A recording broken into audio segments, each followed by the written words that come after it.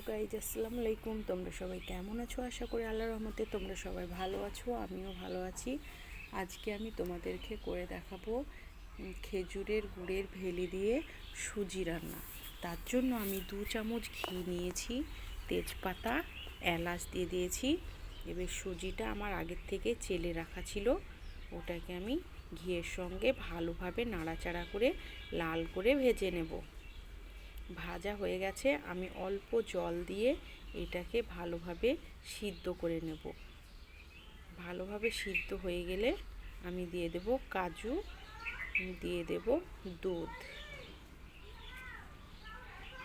দুধের সঙ্গে আমি ভালোভাবে নাড়াচাড়া করে নেব যাতে দলা না পেকে যায়। তার জন্য আমি জল দিয়ে আগে ভাগে একটু নেড়ে নিয়েছিলাম।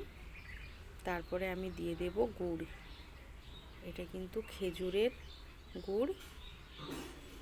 তারপরে ভালোভাবে নাড়াচাড়া করে গাঢ় হয়ে গেছে, আমি এবার নামিয়ে নেব। যদি তোমাদের রেসিপিটা ভালো লাগে, লাইক এবং ফলো করবে।